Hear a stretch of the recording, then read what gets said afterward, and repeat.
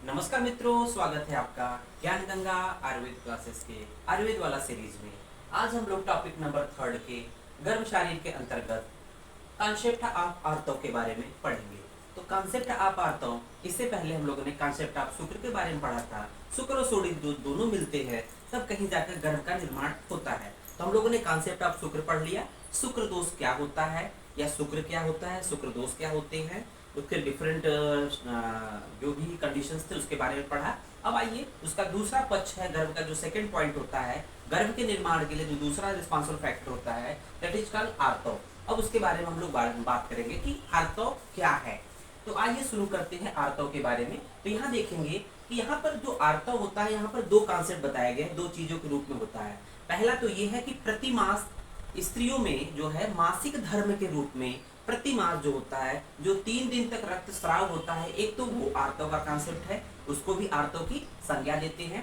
दूसरा ये है कि जो शुक्र प्लस आर्तव का जब मिलन होता है तो उससे गर्भ की उत्पत्ति होती है। मीन्स ये जो शुक्र के साथ आर्तव, ये वाला पॉइंट है, मीन्स गर्भ के रिस्पॉन्सिबल फैक्टर है, उसको हम लोग भी आर्तव की संज्ञा देते हैं। तो आइए बात करते हैं कि आखिरकार दोनों का किस तरह से आपस में कोरिलेशन होता है, दोनों का आपस में कैसा संबंध है, इसके बारे में बात करते हैं। तो चलिए शुरू करते हैं कॉन्सेप्ट ऑफ आर्तव, आर्तव का कॉन्सेप्ट। तो देखते हैं कि यहाँ पर पहला पॉइंट दिया है प्रतिमासम। प्रतिमास मीन्स हर एक मंथ, हर एक मंथ 3 दिन तक श्रावित होने वाला श्राव।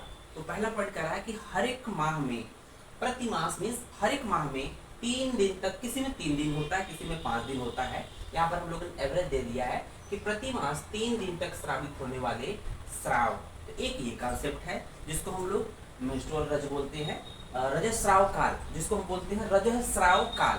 रजस्राव काल मीन्स रज का स्राव काल 3 दिन तक माना गया है, प्रतिमास होता है। दूसरा पॉइंट ये कह रहा है कि शुक्र प्लस आर्तव का जब मिलन होता है, संयोग होता है, अर्थात फर्टिलाइजेशन होता है, शुक्र का जब सूर्य के साथ संयोग होता है तब गर्भ की उत्पत्ति होती है। दूसरा पॉइंट ये है। तो इन दोनों को आपस में जस्टिफाई करेंगे।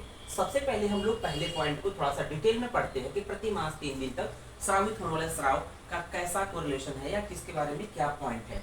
तो यहाँ पर देखेंगे, इसको डिफाइन किया गया है कि जो प्रति मास श्रावित हो रहा है श्राव, उसके बारे में देखेंगे। तथा रक्तम एव च, तथा रक्तम, क्योंकि जो आर्तव होता है उसको रक्त भी बोलते हैं, आर्तव मतलब रक्त भी होता है।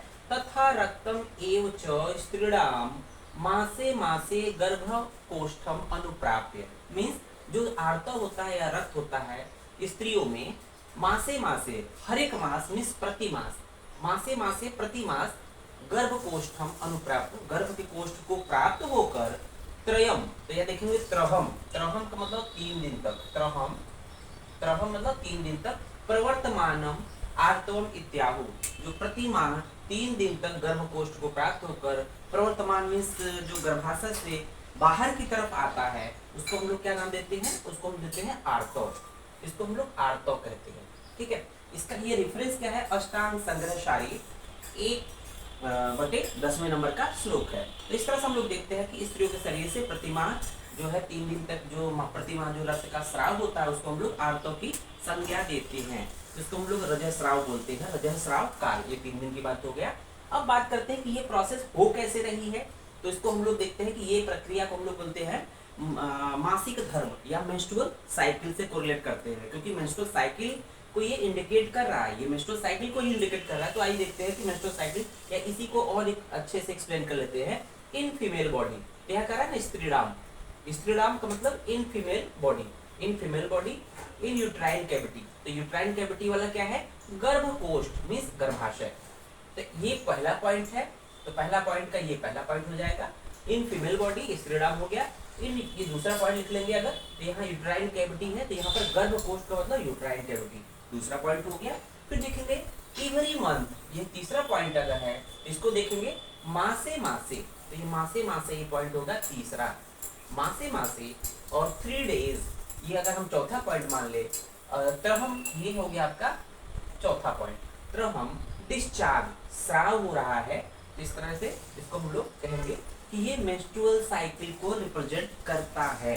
इस तरह से हम लोग देखते हैं कि इन फीमेल बॉडी तो फीमेल बॉडी में ही होगा, यूट्राइन कैविटी के थ्रू होगा। एवरी मंथ 3 डेज डिस्चार्ज जो होगा उसको हम लोग मेंस्ट्रुअल साइकिल या मासिक धर्म कहते हैं।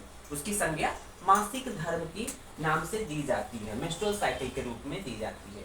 आइए अब बात करते हैं कि फिजियोलॉजी क्या है, मीन्स इस मासिक धर्म की या इस जो ये घटनाएं होती कैसे है, ये जो स्राव हो रहा है 3 दिन तक ये कैसे होता है। तो इसका एक सुंदर एक रेफरेंस दिया हुआ है, सुश्रुत शारीर 3/8, सुश्रुत शारीर 3/8 में दिया हुआ है। क्या दिया है कि फिजियोलॉजी ऑफ मेंस्ट्रुअल साइकिल। तो हम लोगों ने इन साइड देख लिया कि ये जो चीजें हो रही है, जो प्रति मास 3 दिन तक स्राव हो रहा है स्त्री के शरीर से गर्भाशय के थ्रू, उसको हम लोग मेंस्ट्रुअल साइकिल कहते हैं। मासिक धर्म के थ्रू जो रक्त का स्राव निकलता है उसको भी आर्तव की संज्ञा देते हैं। आखिरकार ये फिजियोलॉजी ऑफ मेंस्ट्रुअल साइकिल हो कैसे रही है, इसकी फिजियोलॉजी देखेंगे। तो चरण सुश्रुत ने बहुत ही बृहत वर्णन किया है, बहुत ही सुंदर तरीके से वर्णन किया है। तो यहाँ देखेंगे, मासेनो उपचितम काले, मासेनो उपचितम काले धमनीभ्याम तद आर्तवम, मासेनो उपचितम काले धमनीभ्याम तद आर्तवम, धमनीभ्याम तद आर्तवम ईशत कृष्णम विवर्णम च, ईशत कृष्ण और विवर्णम च वायुर्योनि मुखम नयेत, वायुर्योनि मुखम नयेत। तो सुश्रुत शारीर 3 का 8वां नंबर का श्लोक है। आइए अब इसको हम लोग थोड़ा सा समझते हैं किस तरह से है कि मास भर में मीन्स प्रति माह, 1 माह के अंतर्गत मास भर में संचित, तो जो रक्त होता है, जो स्राव होता है हर एक माह, वो संचित होता है, कलेक्ट होता है। तो मास भर में संचित, पहला पॉइंट हो गया, मास भर में संचित। दूसरा पॉइंट है कि ये कहां से हो रहा है, मासेन उपचितम काले, मतलब 1 मास का जो काल है उसमें क्या हो रहा है, ये ब्लड कलेक्ट हो रहा है, संचित हो रहा है। फिर क्या है, धमनीभ्याम, ये धमनी ये प्रक्रिया, ये संचय कहाँ हो रहा है, धमनियों में। तो यहाँ कर रहा है धमनियों में होने वाली, मास भर में संचित धमनियों में होने वाली ये प्रक्रिया कहाँ हो रही है, धमनियों में हो रही है। और फिर देखेंगे ईसत कृष्णम विवर्णम, ईसत कृष्ण वर्ण का, तो विवर्ण है ना, जो हम लोग अभी प्रशस्त आर्तव पढ़ेंगे, शुद्ध आर्तव पढ़ेंगे, तो उसके वर्ण के बारे में देखेंगे। बट उससे थोड़ा सा इतर क्या होगा, ईसत कृष्णम, जिसको हम लोग ईसत कृष्ण हो गया, मीन्स विवर्ण हो गया, नॉर्मल वर्ण ना होकर विवर्ण हो गया ईसत कृष्ण। तो तीसरा पॉइंट है ईसत कृष्ण वर्ण का। अब इसका वर्ण क्या होगा, ईसत कृष्ण, जो कि विवर्ण है। तो ईसत कृष्ण विवर्णम, इसका मतलब कि जो नॉर्मल है वो जो मेंस्ट्रुअल ब्लड है, मेंस्ट्रुअल ब्लड है, वो इसका वर्ण ईसत कृष्ण होता है, थोड़ा ब्लैकिश होता है। फिर देखेंगे कि विशिष्ट गंध का आर्तव, विशिष्ट गंध का आर्तव, इसमें एक विशिष्ट टाइप का गंध आती है। तो विशिष्ट गंध का आर्तव जो होता है वायु के द्वारा योनि मुख की ओर ले जाया जाता है। तो च वायुर योनि मुखम नयेत, तो योनि के मुख की तरफ, अर्थात योनि मुख के ओर वायु के द्वारा ये ले जाया जाता है। ये पूरी प्रक्रिया, ये फिजियोलॉजी आपके मेंस्ट्रुअल साइकिल की है या मासिक धर्म के बारे में बता रहा है। अब आइए देखते हैं इसके बाद हम लोग, तो एक तरह से हम लोग इस पे आए हैं कि एक तरह से ये कह रहे हैं कि जो प्रति माह संचित हो रहा है, इसका दूसरा नाम हम लोग क्या दे सकते हैं कि ये जो फिजियोलॉजी ऑफ मेंस्ट्रुअल ब्लड है, इसको हम लोग क्या टोटल नाम देंगे, इसको बहिर्पुष्प की संज्ञा देते हैं। इसको क्या देते हैं, अल्टीमेट इसको क्या कहते हैं, बहिर्पुष्प, बहिर्पुष्प। तो आर्तव को हम लोग पुष्प भी बोलते हैं, बहिर्पुष्प है। जबकि जो शुक्र गर्भ के लिए रिस्पॉन्सिबल आर्तव है, गर्भ के लिए रिस्पॉन्सिबल आर्तव है, इसको हम लोग क्या नाम देते हैं, अंतः पुष्प। इसको हम लोग देंगे अंतः पुष्प। तो अंतः पुष्प और बहिर्पुष्प का जो कॉन्सेप्ट है उसको हम लोग एक साथ पढ़ेंगे। अभी हम लोगों ने इसको यहाँ पर इंसर्ट जाना है। अब इसके बाद आइए हम लोग पढ़ते हैं कि जो शुद्ध शुक्र, शुद्ध आर्तव होता है उसका स्वरूप कैसा होता है, तो उसके बारे में देखते हैं।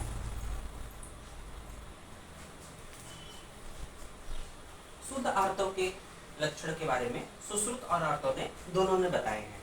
तो यहाँ पर देखेंगे, सबसे पहले हम लोग सुश्रुत के मत को देखेंगे कि शुद्ध आर्तव या प्रशस्त आर्तव, चाहे शुद्ध आर्तव पूछा जाए या प्रशस्त आर्तव पूछा जाए, जिस तरह से शुद्ध शुक्र और शुद्ध प्रशस्त शुक्र के बारे में हम लोगों ने बात किया था, उसी तरह से प्रशस्त या शुद्ध आर्तव के बारे में भी बात कर रहे हैं। यहाँ देख रहे होंगे सुश्रुत ने सुंदर वर्णन किया है। उन्होंने बोला है कि सस अश्रिक प्रतिमम, शश अश्रिक अश्रिक प्रतिमम यद तु यदवा लाक्षारस उपमम तद आर्तवम प्रशंसन्ति यद वासु न विरंजयेत। तो ध्यान देने वाली बात है कि यहाँ पर कुछ पॉइंट्स है। यहाँ पर पहला पॉइंट है शश अश्रिक प्रतिमम। इसका जो स्वरूप होता है, तो स्वरूप कैसा है? शुद्ध आर्तों का लक्षण या स्वरूप, इसको हम लोग स्वरूप भी बोलते हैं। स्वरूप, स्वरूप आर्तों का स्वरूप कैसा होता है? शश अश्रिक, शश मीन होता है खरगोश, शश का मीन्स होता है खरगोश, खरगोश। और अश्रिक मीन्स होता है रक्त, अश्रिक, अश्रिक मीन्स होता है रक्त, मीन्स खरगोश के रक्त के समान। ये जो आर्तव है कैसा होना चाहिए? खरगोश के रक्त के समान ऐसा होना चाहिए। या दूसरा पॉइंट दिया है खरगोश के रक्त समान हो, या यद वा, यद वा, वा मतलब या। तो ये जो शुद्ध आर्तव है खरगोश के रक्त के समान होना चाहिए। उसका जो वर्ण है ब्राइट रेड कलर, तो ये क्या है? ब्राइट, ब्राइट रेड कलर के बारे में बता रहा है कि जो शुद्ध आर्तव है खरगोश के रक्त के समान, जैसा कि खरगोश का रक्त ब्राइट रेड कलर का होता है। या लाक्षा रस उपमम, लाक्षा रस उपमम मीन्स, लाक्षा मीन्स होता है, लाक्षा मीन्स होता है लाख, लाख, और रस मीन्स होता है उसके लाक्षा रस के समान, लाक्षा लाख के समान, समान वर्ण का। ये भी ब्राइट रेड ही होता है। लाख या लाक्षा भी ब्राइट रेड होता है। इसके वर्ण के समान, इसके समान शुद्ध आर्तव होता है। उसके बाद देखेंगे तद आर्तवम प्रशंसन्ति, इसे ही हम प्रशस्त आर्तव कहते हैं।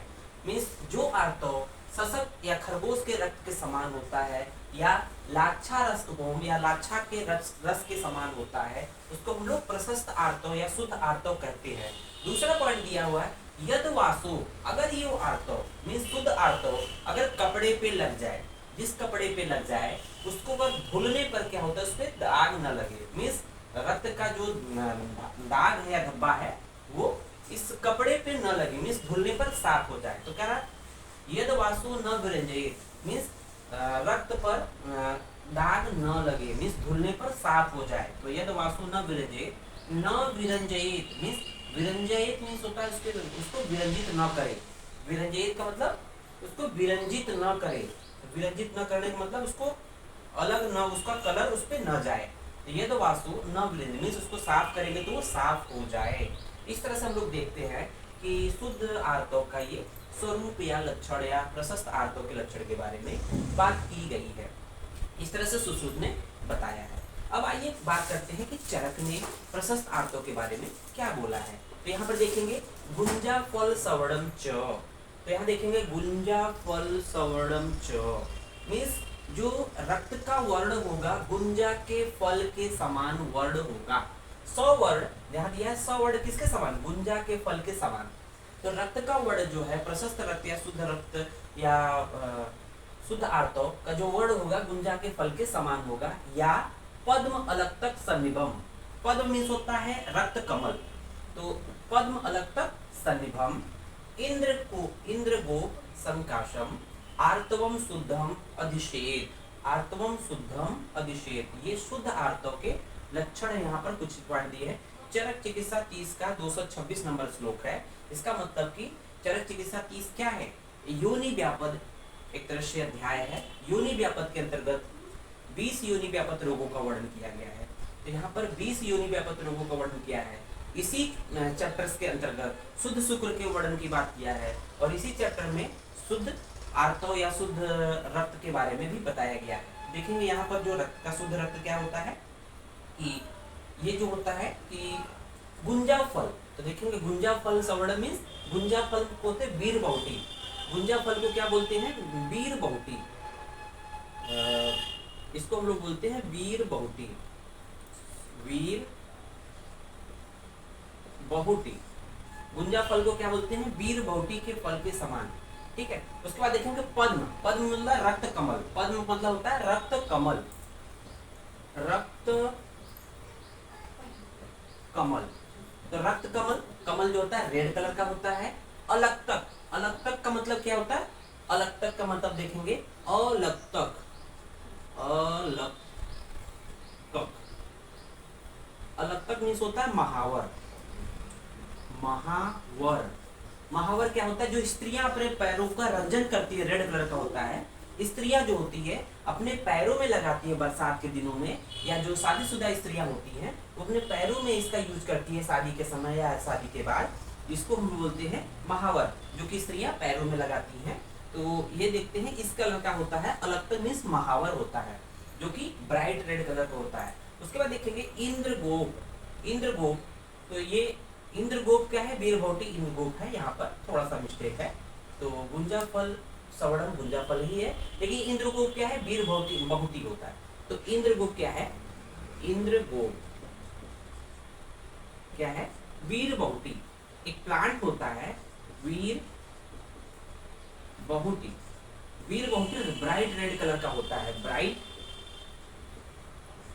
Bright red colour, bright red colour का होता है वीर बहुती। तो हम लोग कहते हैं इंद्रगोपम संकाशम शुद्धम अधिशेत। तो यहाँ पर जो शुद्ध आर्तव के लक्षण है, यहाँ पर 3 वर्ड है। गुंजा फल के समान, पद्म अर्थात रक्त कमल के समान, अलग तक मीन्स होता है महावर, जो स्त्री अपने पैरों में रंजन करती हैं उसके समान, या इंद्रगोप के समान। तो यहाँ पर 4 वर्ड का 4 तत्वों, 4 पॉइंट के थ्रू हम लोग शुद्ध आर्तव के बारे में यहाँ वर्णन कर रहे हैं। तो इस तरह से हम लोगों ने शुद्ध आर्तव का लक्षण के बारे में बात किया। धन्यवाद।